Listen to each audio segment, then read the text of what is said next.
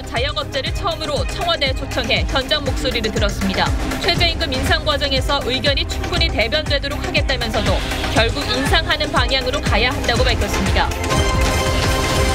자유한국당 윤리위원회가 5.18 폄훼 논란을 일으킨 이종명 의원은 제명하고 김진태, 김순례 의원은 징계 유예했습니다. 여야 4당은 한 목소리로 비판했습니다. 비서 성폭력 혐의로 법정 구속된 안희정 전 지사의 부인이 이번 사건은 미투가 아닌 불륜 사건이라는 글을 SNS에 올렸습니다.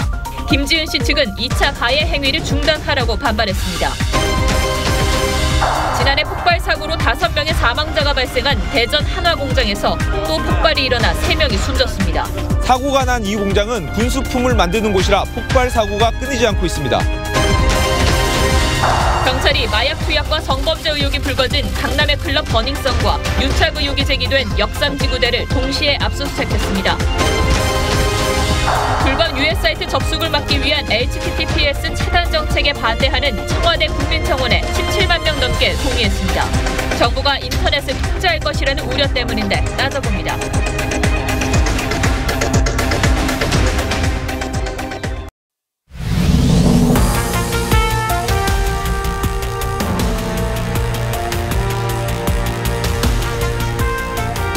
여러분 안녕하십니까? 뉴스9의 신동욱입니다. 소상공인 자영업자 대표들이 문재인 대통령을 만난 자리에서 최저임금 동결을 요구했습니다. 지난해 올해 오른 것만 해도 감당하기 어려우니 내년에는 더 이상 최저임금을 올리지 말아달라고 호소했습니다. 대통령은 최저임금 인상이 소상공인들의 어려움을 가중시켰을 것이라고 하면서도 길게 보면 결국 최저임금은 인상하는 방향으로 갈 것이라고 말했습니다. 어제 이어 오늘도 경제 문제로 뉴스9을 시작하겠습니다. 먼저 최지원 기자입니다. 취임 이후 처음으로 소상공인과 자영업자들을 청와대로 초청한 문재인 대통령은 사과할 말부터 꺼냈습니다. 자영업과 소상공인들의 형편은 여전히 어렵습니다. 최저임금의 인상도 설상가상으로 어려움을 가중시킨 측면이 있어서리라고 생각합니다. 최승재 소상공인 연합회장은 척박한 환경과 구조적인 문제 때문에 힘들고 섭섭한 마음을 가졌던 게 사실이라고 했고, 방기홍 중소상인 자영업자 총연합회 회장은 내년도 최저임금 동결을 요구했습니다. 주휴수당 폐지나 지역별 차등 적용을 넘어선 요구입니다. 문 대통령은 늘 미안한 마음이라면서도 최저임금은 길게 보면 결국은 인상하는 방향으로 가야 되는 것이라고 답했습니다. 속도를 조절할 수는 있지만 인상은 불가피하다는 뜻입니다. 최저임금 지금 같은 속도로 이렇게 나갈 수 있는 것인지, 안 그러면 무슨 정말로 이렇게 좀 조절을 충분히 해야 또 되는 것인지. 문 대통령은 카드 수수료 인하나 일자리 안정자금 지원 등 보완 조치가 국회 입법 사항이기 때문에 최저임금 인상과 속도가 맞춰지지 않고 있다고도 했습니다. TV조선 최지원입니다. 지난달 실업자 수가 122만 명으로 19년 만에 가장 많았다는 보도가 어제 있었습니다만 실업급여 신청액도 따라서 역대 최대치를 기록했습니다. 요즘 실업급여 신청하는 지역고용센터를 가보면 이런 현실이 실감난다고 합니다. 이채림 기자가 다녀왔습니다. 실업급여 신청 창구에 상담을 받기 위한 사람들이 길게 늘어섰습니다. 실업급여 설명회엔 매일 150명가량이 찾아와 강당이 빼곡합니다. 원하지도 않았는데 직장을 잃은 사람들이 대부분입니다. 대기업에서 파견직으로 일하던 48살 장모 씨는 퇴사 2주 전에야 계약을 연장해 줄 수 없다는 통보를 받았습니다. 여기 반은 나가야겠다. 7명 있었는데 7명에서 3사람이 나간 거예요. 50살 정모 씨는 지난달 다니던 회사가 갑자기 폐업하며 실업자가 됐습니다. 될 수 있으면 신청 안 하고 그냥 어떻게 일자리 알아보고 하려는데 한 달 이상 되다 보니까 급여 신청을 하게 됐네요. 실업급여 월평균 지급액은 2013년 3,200억대. 하지만 지난달엔 6,256억 원이 지급되면서 5년 새 2배 가까이 뛰었습니다. 이번 달부터 실업급여 지급 기준이 완화되면서 올해 지급액은 사상 최대였던 지난해 기록을 훌쩍 뛰어넘을 것으로 전망됩니다. 일자리 창출이 생각만큼 안 되니 당국도 곤혹스럽기만 합니다. 고용 상황은 취업자 증가 폭이나 고용률이나 아니면 실업률이나 이런 측면에서 많이 안 좋아진 것은 사실이고요. 고용정보원은 올해 실업률을 4%로 지난해보다 높게 전망해 실업급여 창구의 긴 줄은 더 길어질 것으로 보입니다. TV조선 이채림입니다. 실업 문제도 심각합니다만 지방 경제는 벼랑 끝에 서 있는 곳이 많습니다. 조선산업 불황의 직격탄을 맞은 거제나 GM 자동차 공장이 철수한 군산은 말할 것도 없고 곳곳에서 아우성입니다. 여당이 전국 자치단체를 돌며 예산협의회를 석 달 일찍 갖기로 했는데 긍정적인 측면도 있습니다만 내년 총선을 의식한 선심성 행사라고 야당은 비판하고 있습니다. 홍혜영 기자가 취재했습니다. 지난해 9월 경상남도를 찾은 더불어민주당 이해찬 대표는 전폭적인 예산 지원을 약속했습니다. 정부하고도 검토를 해서 이 지역에 맞는 어떤 공공기관이 오는 게 좋을지 검토를 해서 이전할 수 있도록 노력을 하겠다는 말씀을 드립니다. 실제 경남도는 올해 5조 원이 넘는 정부 예산을 따냈습니다. 민주당은 정기국회를 앞두고 전국 광역지자체를 돌며 여는 예산협의회를 올해는 1분기 앞당기기로 했습니다. 다음 주 18일 김경수 지사가 자리를 비운 경상남도부터 찾습니다.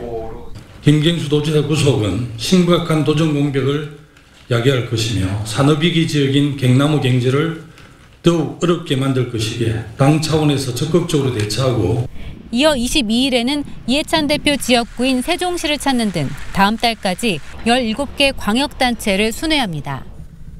이미 짜여진 정부 예산안에 국회가 추가로 민원을 받는 수준을 넘어 정부 예산안 편성 단계부터 여당이 여론을 수렴하겠다는 취지입니다. 벌써부터 지역에선 예비 타당성 조사 면제 대상에서 빠졌던 지역 사업을 예산협의회에서 구제시켜줄 거란 기대감이 나옵니다. 자유한국당은 여당이 노골적으로 예산 편성에 개입해 내년 총선표를 얻으려는 것이라고 비판했습니다. TV조선 홍혜영입니다. 자유한국당 윤리위원회가 5.18 발언 논란을 일으킨 새 의원에 대한 징계를 논의한 끝에 이종명 의원을 제명하기로 결정했습니다. 이 의원의 발언이 자유한국당이 추구하는 보수의 가치에 반하는 해당 행위라고 밝혔습니다. 하지만 당대표에 출마한 김진태 의원과 최고위원 출마자인 김순례 의원 징계 문제는 선거가 끝난 다음에 다시 논의하기로 했습니다. 보도에 이미지 기자입니다. 자유한국당 윤리위원회가 5.18 공청회에서 폭동이 민주화 운동으로 변질됐다고 말한 이종명 의원에 대해 최고 수준 징계인 제명을 의결했습니다. 5.18 민주화 운동의 정신과 자유한국당이 추구하는 보수적 가치에 반할 뿐만 아니라 다수 국민의 공분을 자아내는 심각한 해당 행위라는데 공청회 공동 주최자인 김진태, 5.18 유공자를 괴물 집단이라고 표현한 김순례. 이 두 의원은 전당대회 후보자는 징계할 수 없다는 당규 때문에 2월 27일 전대 이후 징계 여부를 재논의합니다. 윤리위에서는 3명 모두 제명해야 한다는 의견도 나왔던 것으로 전해집니다. 이종명 의원의 제명은 재심과 의원총회를 거쳐 최종 확정됩니다. 제명이 확정되더라도 당적만 빼앗기고 의원직은 유지합니다. 민주당을 비롯한 여야 4당은 김진태, 김순례 의원에 대한 징계 유예를 비판했습니다. 망언 자들에 대한 징계를 미룬다는 것은 국민을 기만하는 행위에 다름이 아닙니다. 민주당 서른, 민병두 의원, 민평당 최경환 의원은 명예훼손, 모욕 등의 혐의로 김진태 의원 등 3명을 오늘 검찰에 고소했습니다. TV조선 이미지입니다. 이런 가운데 자유한국당 당권 도전에 나선 황교안, 오세훈, 김진태 후보가 대전에서 첫 합동연설회를 가졌습니다.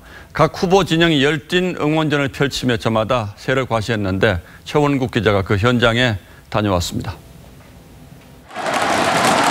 자유한국당 충청 호남 첫 합동연설회장에서 황교안 후보가 처음으로 자켓을 벗고 빨간 목도리를 하고 등장합니다. 문재인 정권의 경제 폭정으로 국민의 삶이 도탄에 빠졌습니다. 오세훈 후보는 무대에 올라 큰 절로 인사했습니다. 불행하게도 두 분을 보면 어쩔 수 없이 박근혜 대통령이 생각납니다. 총선 필패입니다. 김진태 의원은 첫 선거 때부터 썼다며 카우보이 모자를 쓰고 나왔습니다. 촛불에 놀라 다 도망갈 때 당을 지킨 사람 누굽니까? 여러분과 손을 잡고 끝까지 싸운 사람 누굽니까?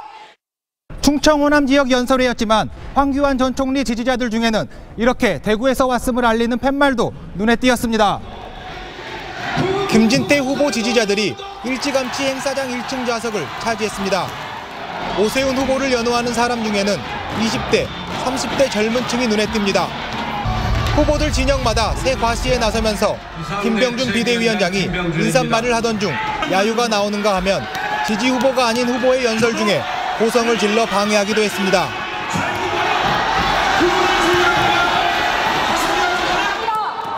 한국당은 대구, 부산, 경기 연설회를 거쳐 오는 27일 당대표를 선출합니다. TV조선 최원국입니다. 예, 다음 뉴스입니다. 비서 성폭력 혐의로 구속된 안희정 전 충남지사의 부인 민주원 씨가 이번 사건의 본질은 용기 있는 미투가 아니라 불륜이라며 장문에 SNS 글을 올렸습니다. 2심 재판부가 안 전 지사와 자신이 부부라는 이유로 자신의 말을 믿지 않았다고 주장했습니다. 김지연 씨 측은 민 씨의 주장은 2차 가해로 매우 유감스럽다고 밝혔습니다. 윤우리 기자가 보도합니다. 안희정 전 충남지사의 부인 민주원 씨가 어젯밤 A4 용지 5장에 달하는 장문의 글을 올렸습니다. 민 씨는 안 전 지사를 안희정 씨라고 칭하며 자신이 안 씨와 부부관계이기 때문에 두둔하기 위해 이 글을 쓰는 것은 결코 아니라며 글을 시작했습니다. 민 씨는 안 전 지사와 수행비서 김지은 씨의 성폭행 사건은 용기 있는 미투가 아니라 불륜 사건이라고 주장했습니다. 또 2심 재판부가 김 씨가 안 전 지사와 민 씨가 있는 침실을 오갔다는 상하원 사건을 안 전 지사와 부부라는 이유로 자신의 말을 배척했다고 했습니다. 2심 재판부를 향해 자신의 말이 거짓이라면 왜 위증으로 고소하지 않으셨습니까? 라고 반문했습니다. 김지은 씨의 변호인은 증거가 민 씨의 증언밖에 없고 2심에서는 피고인 등의 증언을 합해서 판단을 내린 것이라고 했습니다. 민 씨의 글은 2차 피해를 가하는 것이라고 주장했습니다. 김지은 씨는 최근 발간된 미투의 정치학 추천사에서 미투는 마지막 외침이었고 이 싸움의 끝에는 정의가 있기를 바란다고 썼습니다. TV조선 윤을입니다. 안희정 전 지사의 1심과 2심 판결이 엇갈린 이유는 오늘 안 전 지사 부인이 내부 모습을 공개한 상하원 침실에서 무슨 일이 있었는지 재판부의 판단이 달랐기 때문입니다. 안 전 지사 측은 김지연 씨가 부부의 침실에 몰래 들어왔다고 주장하지만 김 씨는 문 앞에 쪼그리고 앉아 지켰을 뿐이라는 입장이죠. 당시 상황에 대한 양측이 어떤 엇갈린 주장을 하고 있는지 김미선 기자가 다시 설명하겠습니다.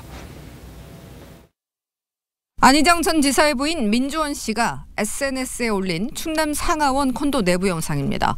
문을 열고 벽을 따라 몇 걸음 걸은 뒤 오른쪽으로 돌면 탁자가 나옵니다. 민 씨 주장대로 김지은 씨가 침대 발치에서 부부를 보고 있었다면 디귿자 동선으로 2번 꺾어 들어와야 됩니다. 민 씨는 앉은 채 방안을 확인할 수 없고 침대에서도 절대로 방문을 볼 수 없다고 주장했습니다. 1심 재판부는 김지은 씨가 몰래 들어와 부부를 보고 있었다고 한 민 씨의 주장을 받아들였습니다. 김지은 씨는 침실에 들어가지 않았다고 주장합니다. 한 여성이 안 전 지사에게 문자를 보낸 걸 보고 밀회가 우려돼 문 앞 계단에서 쪼그리고 있었고 깜빡 잠이 들었을 뿐 들어가지 않았다고 했습니다. 안희정 성폭력 사건 공동대책위는 작년 7월 김지은 씨가 검찰에 불투명 유리 너머로 마주쳐 후다닥 내려왔다고 했다고 전했습니다. 2심 재판부는 김 씨의 주장을 받아들여 안 전 지사를 법정 구속했습니다. TV조선 김미선입니다. 정치권에 또다시 성추행 논란이 불거졌습니다. 더불어민주당 김정우 의원이 과거 직장 동료로부터 성추행 혐의로 고소를 당했습니다. 김 의원은 성추행도 아니었고 당시 충분히 사과했는데 지속적으로 협박을 받아왔다며 이 여성을 맞고소하면서 진실 공방이 벌어지고 있습니다. 박재훈 기자가 취재했습니다. 더불어민주당 김정우 의원의 전 직장 동료였던 A씨는 지난 1일 김 의원을 성추행 혐의로 검찰에 고소했습니다. 재작년 10월 무렵 김 의원과 함께 영화 관람을 하던 중 김 의원이 손을 잡고 허벅지에 손을 올리는 등 강제 추행을 했다는 이유입니다. 김 의원은 같이 영화를 보던 중 우연히 손이 닿은 것이라며 A씨가 깜짝 놀라 손을 움츠리는 바람에 당황해 바로 사과했다고 주장했습니다. 사건이 일어난 지 약 5개월 뒤인 작년 3월 A씨는 추가적인 사과와 반성문 제출을 요구했습니다. 김 의원이 반성문을 썼지만 A씨는 그 뒤로도 문자와 전화로 협박을 계속했다며 김 의원 측은 문자 일부를 공개했습니다. 지역구 지방의원들에게 메시지를 보내는 수도 있다. 야당에 당신 반성문을 넘길 수도 있다는 내용이 포함되어 있습니다. 김 의원 측은 A씨가 작년 9월부터 지난달 1월까지 1,200건이 넘게 일방적으로 연락하는 등 명예훼손과 협박 행위를 반복했다며 수사기관에 A씨를 고소했습니다. TV조선 박지훈입니다. 이재명 경기지사와 관련해서 가장 핵심적인 법정 다툼이 될 것으로 보이는 친형 강제 입원 혐의에 대한 첫 재판이 오늘 열렸습니다. 검찰은 이 지사가 강제 입원을 시키려 한 정황이 명백하다고 주장했고 이 지사는 어머니의 요청으로 강제 진단 절차를 밟은 것뿐이라고 주장했습니다. 주원진 기자가 취재했습니다. 이재명 경기지사가 수원지법 성남지원에 도착합니다.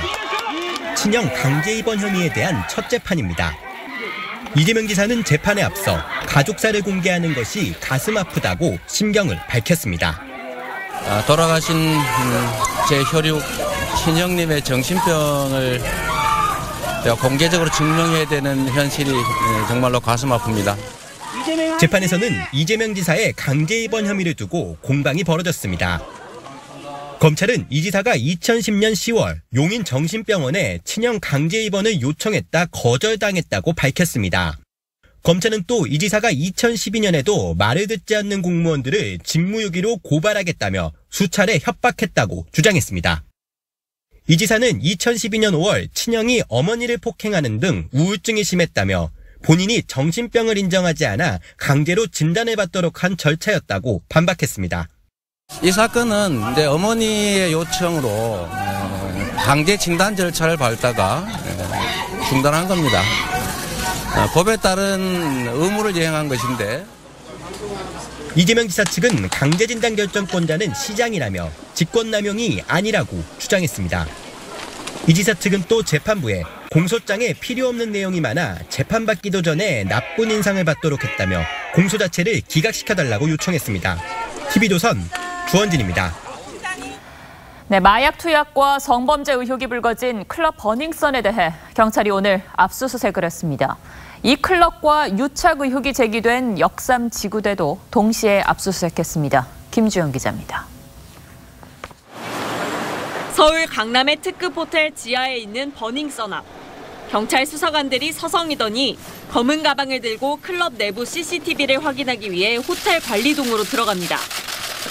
어떤 용무로 오셨는지만 말씀해 주시죠. 버닝썬은 클럽 내 성폭행과 마약 등 각종 의혹이 제기된 상태. 서울청 광역수사대는 클럽과의 유착 의혹이 제기된 강남경찰서 소속 역삼지구대도 들이닥쳤습니다. 경찰은 버닝썬과 역삼지구대에 수사관 35명을 투입해 CCTV 등 각종 자료를 확보했습니다. 그렇죠. 경찰관 유착 부분이 있기 때문에 저희가 역삼지구대를 압수했고 그 부분이 핵심되는 의혹이기 때문에 또 버닝썬과 경찰의 유착 의혹을 제기한 김모 씨를 고소인 신분으로 불러 4시간가량 조사했습니다. 김 씨는 지난해 11월 버닝썬 관계자에게 폭행을 당했는데 출동한 경찰이 피해자인 자신을 연행하며 폭행했고 또 당시 출동했던 지구대원들이 CCTV와 블랙박스 등 증거를 인멸했다며 고소했습니다. 김 씨는 버닝썬에서 이른바 물뽕으로 불리는 마약을 이용한 성범죄가 횡행한다며 관련 영상을 공개하기도 했습니다. TV조선 김주영입니다. 군사용 로켓 추진체를 만드는 한화 대전 공장에서 폭발 사고가 나 근로자 3명이 숨지고 2명이 다쳤습니다. 지난해 5월에도 폭발이 일어나 5명이 숨졌는데 9개월 만에 똑같은 일이 되풀이됐습니다. 김다로 기자입니다. 산 너머에서 피어오른 시커먼 연기가 하늘을 뒤덮었습니다. 소방차와 구급차가 화재 현장으로 급히 달려갑니다. 오늘 아침 8시 40분쯤 대전 유성구에 있는 한화 대전 공장에서 폭발 사고가 났습니다. 폭발이 있고 나서 화재가 좀 진행이 되었었는데 그거 모두 완진이 되었고요. 경찰과 관계 기관들이 점검 중입니다. 이 사고로 근로자 33살 김모 씨 등 3명이 숨지고 2명이 다쳤습니다. 한화 측은 군사용 로켓 추진제에서 연료 부품을 빼는 작업을 하다 폭발 사고가 났다고 밝혔습니다. 작업장이 폭발을 견디는 구조로 만들어져 피해가 확산되지는 않았습니다. 추진제 안에 다른 부품이 하나가 들어가 있습니다. 그 부품을 빼내는 공정인데 이 공장은 지난해 5월에도 로켓 추진체에 고체 연료를 넣다 폭발 사고가 나 5명이 숨졌습니다. 유가족분들께 진심으로 애도와 깊은 사과를 드리고자 합니다. 사고의 수습에 모든 집중을 해서 고용노동부는 한화 대전 공장에 전면 작업 중지 명령을 내렸습니다. TV조선 김다로입니다. 서울 을지로에서는 아크릴 가게에 불이 나 주변 상점 여러 곳을 태웠습니다. 아크릴이 불에 타면서 주변은 검은 연기에 휩싸였고 이 일대 교통은 한때 마비됐습니다. 최민식 기자가 취재했습니다. 1층짜리 상가 지붕에서 불길이 치솟고 시커먼 연기가 끊임없이 뿜어져 나옵니다. 화재 현장 일대는 유독 연기로 자욱하게 뒤덮였습니다. 마스크와 손으로 얼굴을 가려야 할 정도입니다. 밖에 서서 애타게 바라만 보고 빨리 좀 꺼졌으면 또 다른 건물로 옮기지 않기를 마음속으로 빌었어요. 이 아크릴 가게에서 시작된 불은 근처 상점 7곳을 태운 뒤에야 꺼졌습니다. 레이저로 아크릴판을 자르던 중 기계가 과열되면서 불이 난 겁니다. 대피가 빨라 인명피해는 없었지만 졸지에 일터를 잃은 상인들은 착잡합니다. 피해난 게 아니고 제 선생의 손해가 본 거니까 며칠 동안 이제 영업을 못하고 그래서 많이 마음이 아프죠. 일대 도로도 한동안 통제되다시피 했습니다. 화재 진압 때문에 이제 뭐 차량 통제가 돼가지고 업무차 나왔는데 회사에 못 들어가는 상황입니다. 경찰과 소방당국은 정확한 화재 원인과 피해 규모를 조사하고 있습니다. TV조선 최민식입니다. 강남 시내의 보드카페에서 수백억대 도박판이 벌어졌습니다. 성남 지역 폭력 조직이 운영한 건데 처음에는 외곽의 펜션에서 시작해 이렇게 도심까지 들어와 장소를 옮겨가며 도박장을 열었습니다. 김승동 기자입니다. 자정이 가까운 시간, 사람들이 검정색 승합차 주위를 서성거립니다. 승합차는 30분을 달려 서울 강남의 한 보드게임 카페에 도착합니다. 보드카페 안에서는 주사위를 이용한 도박판이 벌어집니다. 전광판까지 설치하고 카지노처럼 칩으로 베팅합니다. 많을 때 한 30-40명 정도. 가장 주부들하고 뭐 그렇죠. 경찰은 도박장을 운영한 성남 지역 폭력 조직 두목 44살 이모 씨 등 11명을 구속했습니다. 수도권 외곽의 펜션과 캠핑장을 시작으로 지난해에는 강남 시내까지 진출했습니다. 이 씨 등은 117차례 도박장을 열었고 판돈은 460억 원에 이릅니다. 이들은 신원이 확인된 사람만 도박장에 입장시켰습니다.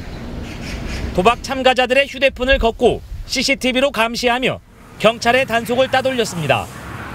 장소를 옮겨가면서 영업을 했고요.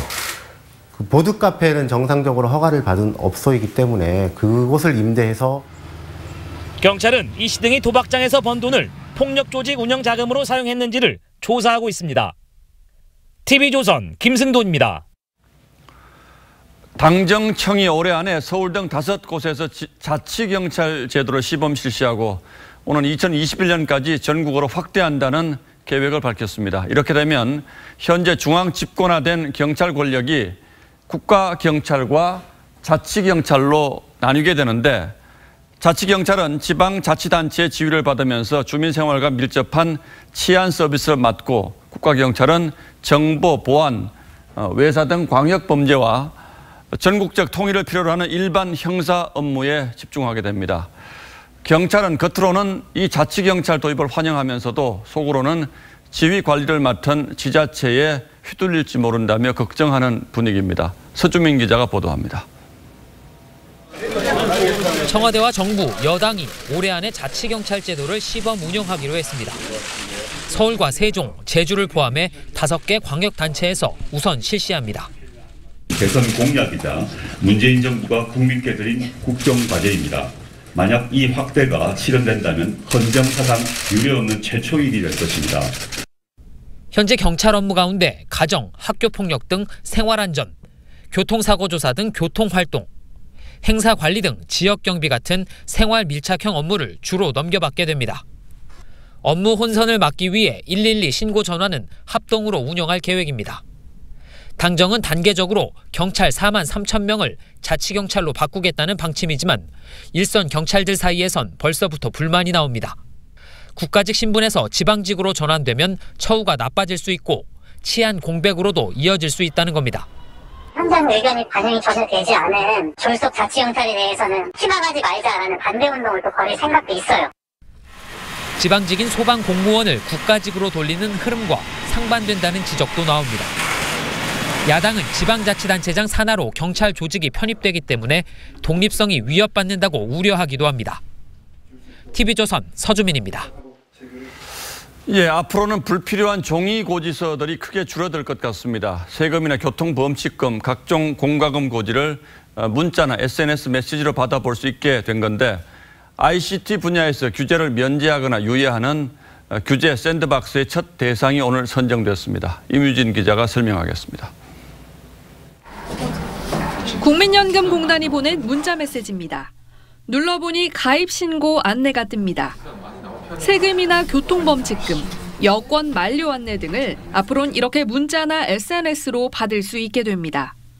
각종 통지문 등을 우편 대신 등기 효과가 있는 문자 메시지로 발송하는 서비스로서 모바일 고지를 위해선 행정기관이 주민번호를 다른 정보로 변환해야 하는데 현행법상 이 과정이 불가능했습니다.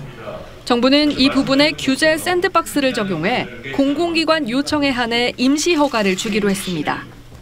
우편물 대신 이렇게 모바일 고지서를 활용하면 연간 450억 원가량 사회적 비용을 줄일 수 있을 것으로 기대됩니다. 손목시계형 심전도 장치도 출시가 가능해졌습니다.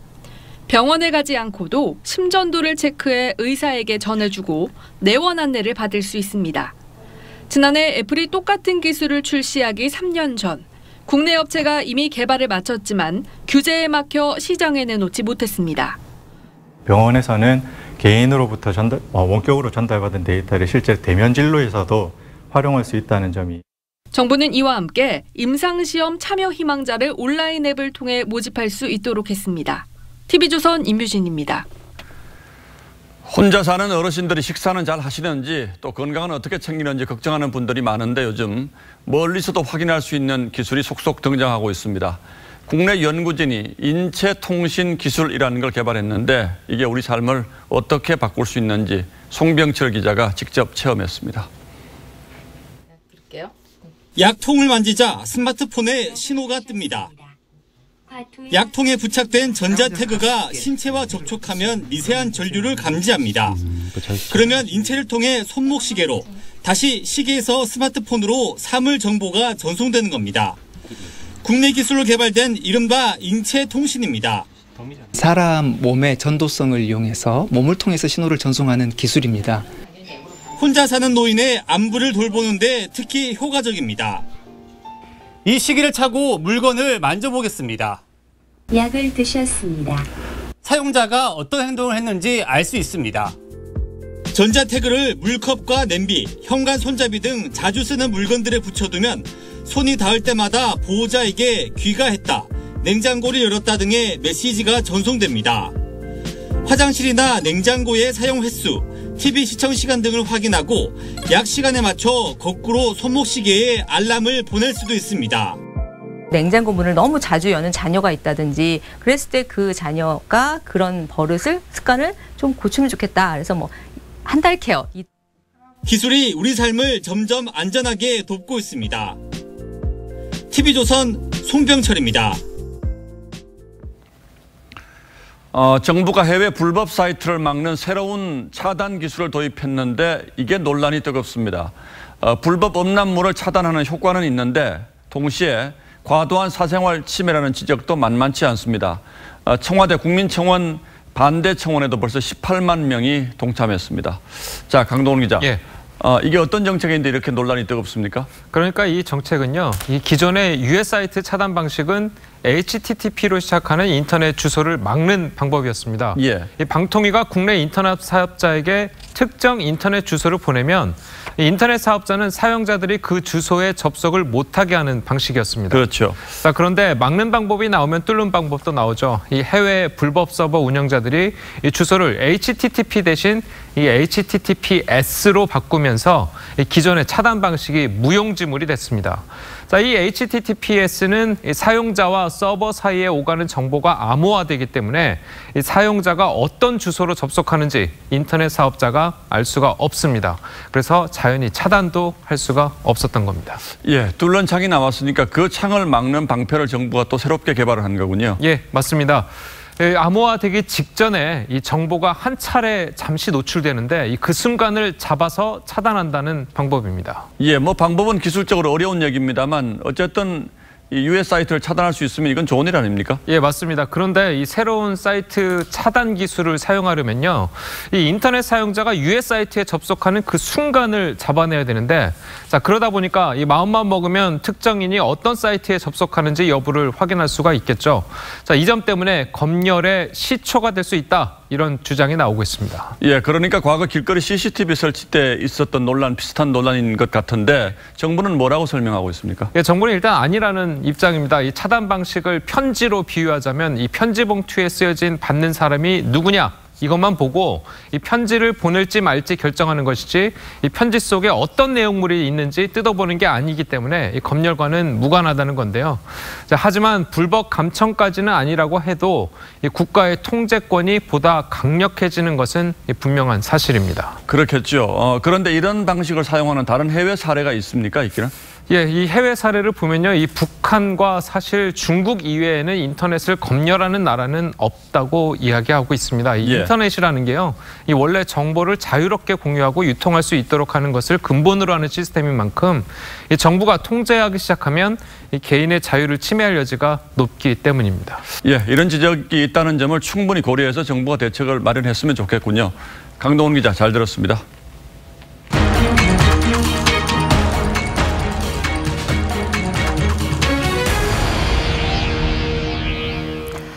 러시아의 수도 모스크바에 140년 만에 많은 눈이 내렸습니다. 기록적인 폭설로 당국은 제설 차량 만여 대를 투입하고 비상근무에 들어갔습니다. 유혜린 기자입니다. 러시아 수도 모스크바의 붉은 광장이 하얀 눈으로 뒤덮였습니다. 제설 차량이 쉼없이 눈을 퍼내고 시민들은 수북히 쌓인 눈으로 눈싸움을 합니다. Все белым-бело, как в сказках у Пушкина. Когда думается о зиме, как раз чего-то такого и хочется. 모스크바에 140년 만에 많은 눈이 내렸습니다.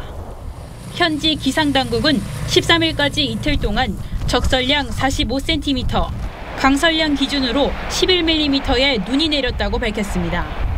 이는 한 달 강설량의 3분의 1에 해당하는 양입니다. 현지 언론은 눈보라가 몰아쳐 하룻밤 만에 온 세상이 하얗게 변하는 것은 모스크바 시민들에게 매우 진귀한 일이라고 전했습니다. Необычно было. Открыл шторы и совсем увидел не то, что ожидал. То есть зима опять к нам вернулась по сравнению с тем, что было вчера. 갑작스러운 눈에 크고 작은 교통사고가 이어졌고 러시아 국적기 아에로플로트 100여 편이 운항이 취소되거나 지연됐습니다. 모스크바 시당국은 제설 장비 만여 대를 투입하고 6만여 명을 투입해 제설 작업을 벌이고 있습니다. 기상당국은 13일 밤까지 눈이 더 내릴 것으로 내다봤습니다. TV조선 유혜림입니다. 최근 가요계의 신인 아이돌 그룹의 데뷔가 이어지고 있습니다. 기존 그룹과 차별화하면서 글로벌 시장 공략에 나서는데 과연 제2의 방탄소년단이 탄생할 수 있을지가 관심사입니다. 이루라 기자입니다.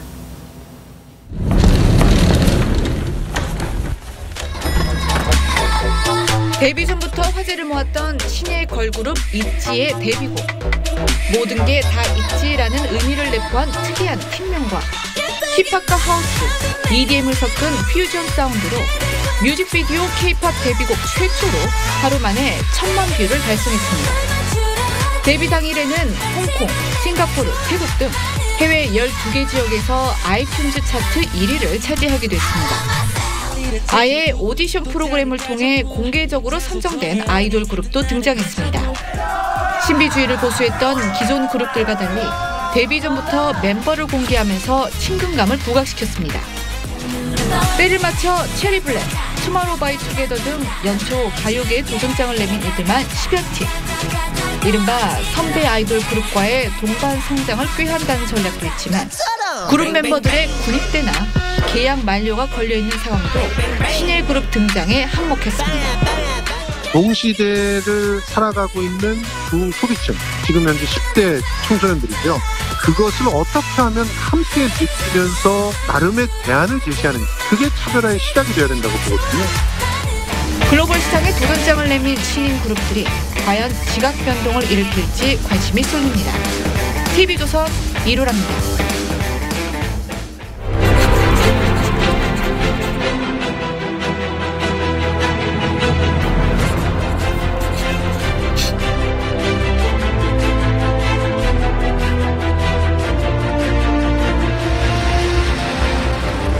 고집센 72살 데이지 할머니가 장보러 나가다 그만 사고를 냅니다. It was the car's fault. Mommy had the car in the wrong gear. 예, 데이지는 아들이 고용해준 흑인 운전사를 거부하다가 마지못해 받아들입니다. 인종차별이 심했던 1950년대 미국 남부에서 두 사람은 피부빛과 신분을 초월해 죽는 날까지 우정을 나눈다는 얘기죠. 미국에서 이 영화의 제목을 본떠 나온 용어가 드라이빙 미스 데이지 증후군입니다. 고령 운전이 불러올 심각한 사회 문제를 내다본 용어죠. 그제 서울 도심에서 96살 운전자가 사고를 냈는데 이런 고령 운전자 증후군이 우리 일상에 얼마나 깊숙이 들어와 있는지 실감나게 깨우쳐줬습니다. 이 할아버지는 접촉사고를 낸 뒤 차량 통제 능력을 잃은 듯 빠르게 후진하다가 행인을 치어 숨지게 했습니다. 고령화가 깊어갈수록 고령 운전과 사고는 늘어날 수밖에 없습니다. 65살 이상 운전 면허 소지자가 280만 명, 70살 이상 운전자가 낸 교통사고가 2만 9천 건에 이릅니다. 일본은 20년 전부터 대중교통 할인, 예금 추가 금리, 식비 지원 같은 혜택을 주면서 면허 반납을 유도해 왔습니다. 한 해 30만 명이 이 정책에 호응한다고 합니다. 우리는 지난해 부산시가 10만 원짜리 교통카드와 병원 할인을 내걸고 시작했지만 아직 그런 마 단계입니다.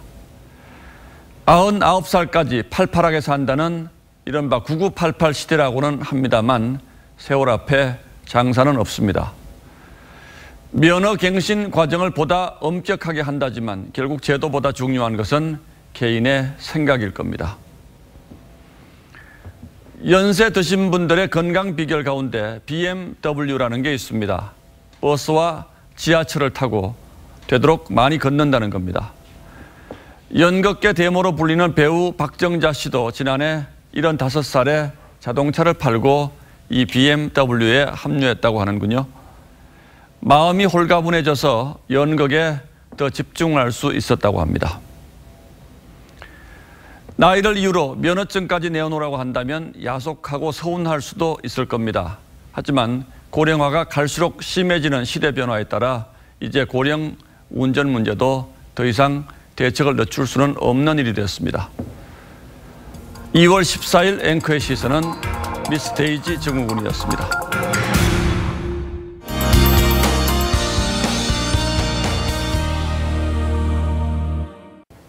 네, 오늘 동해안에 많은 눈이 왔는데요. 내일은 중부 일부에 눈 예보가 있습니다. 1cm 내외로 양은 많지 않은데요. 아침에 잠깐 왔다가 밤에 또 내리겠습니다. 한 오전 6시에서 9시 사이에는 경기 동부와 강원 영서, 충북에 오겠고 밤에는 중부와 경북 내륙에 내리겠습니다. 경남 해안과 제주는 비가 조금 오겠습니다. 내일 아침까지 남서풍이 불면서 꽤 온화한데 낮부터는 찬바람이 강해집니다. 서울의 최고 기온이 2도에 머물겠는데요. 이외 지역도 청주 5도, 광주 7도에 머물면서 평년보다 낮은 기온 예상됩니다. 아침에는 서울, 대전, 광주, 영하 3도 등 크게 춥진 않겠습니다. 미세먼지 농도 내일 좋음에서 보통 수준 전망되고요. 이번 주말까지는 꽤 춥겠고 맑은 날씨 이어지겠습니다. 다음 주 화요일 전국에 비가 온 뒤 기온이 크게 올라 봄에 한 걸음 더 다가갈 것으로 보입니다. 날씨였습니다. 예, 목요일 뉴스9은 여기에서 마치겠습니다. 시청해 주셔서 고맙습니다.